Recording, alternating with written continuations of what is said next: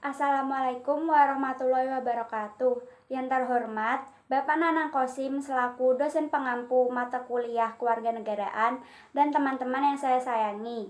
Di sini, saya dan teman-teman kelompok 8 akan menjelaskan hasil diskusi kami dengan tema Wawasan Nusantara. Kelompok 8 beranggotakan 4 orang, yaitu saya sendiri Irmadila Handayani, kemudian ada Nafis Alfiansyah, kemudian ada Aulia Abriel, dan yang terakhir Nurul Laila. Yang pertama, saya akan menjelaskan tentang pengertian wawasan Nusantara. Wawasan Nusantara secara etimologis berasal dari kata wawasan dan Nusantara. Wawasan berasal dari bahasa Jawa yaitu wawas yang berarti pandangan, sehingga wawasan berarti pula cara pandang.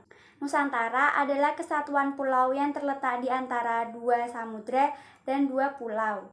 Adapun definisi, menurut Profesor Dr. Wan Usman, wawasan Nusantara adalah cara pandang bangsa Indonesia mengenai diri dan tanah airnya sebagai negara kepulauan dengan semua aspek kehidupan yang beragam. Sehingga secara sederhana, wawasan Nusantara berarti cara pandang bangsa Indonesia terhadap diri dan lingkungannya dengan mengutamakan persatuan dan kesatuan wilayah dalam penyelenggaraan kehidupan bermasyarakat, berbangsa, dan bernegara. Kemudian, hakikat wawasan Nusantara.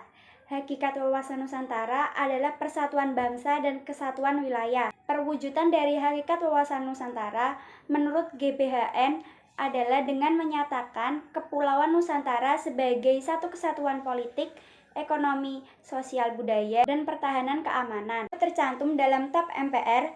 Yang pertama tercantum pada TAP MPR nomor 4/MPR/1973 pada tanggal 22 Maret 1973.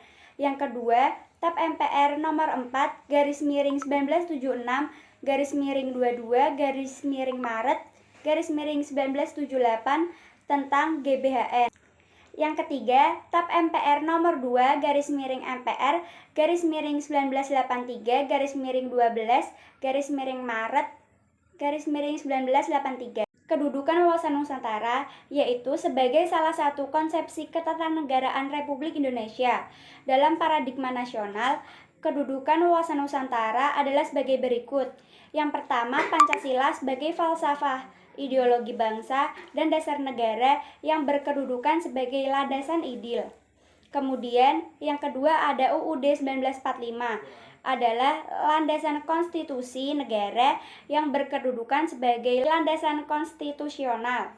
Kemudian yang ketiga sebagai visi nasional yang berkedudukan sebagai landasan visional. Yang keempat, ketahanan nasional sebagai konsepsi nasional yang berkedudukan sebagai landasan konsepsional. Yang terakhir, GBHN atau garis-garis besar haluan negara sebagai politik dan strategi nasional atau sebagai kebijakan dasar nasional yang berkedudukan sebagai landasan operasional. Latar belakang wawasan Nusantara berdasarkan TAP MPR tahun 1993 dan 1998 tentang GBHN, wawasan Nusantara adalah cara pandang dan sikap bangsa Indonesia tentang jati diri dan lingkungan yang mengutamakan persatuan dan kesatuan bangsa, serta kesatuan wilayah demi tercapainya tujuan nasional. Wawasan Nusantara adalah cara pandang dan sikap bangsa mengenai diri dan lingkungan yang serba beragam dan bernilai strategis dengan mengutamakan persatuan dan kesatuan bangsa serta wilayah dalam menyelenggarakan kehidupan bermasyarakat, berbangsa, dan bernegara dengan tujuan mencapai tujuan nasional. Wawasan Nusantara memiliki dua tujuan utama. Di antaranya, yang pertama, tujuan wawasan Nusantara keluar adalah menjamin kepentingan nasional dalam era globalisasi yang kian mendunia maupun kehidupan dalam negeri.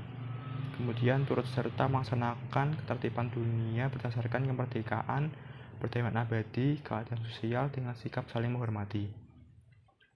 Tujuan wawasan Nusantara ke dalam adalah menjamin persatuan dan kesatuan di segenap aspek kehidupan nasional, baik aspek alamiah maupun aspek sosial.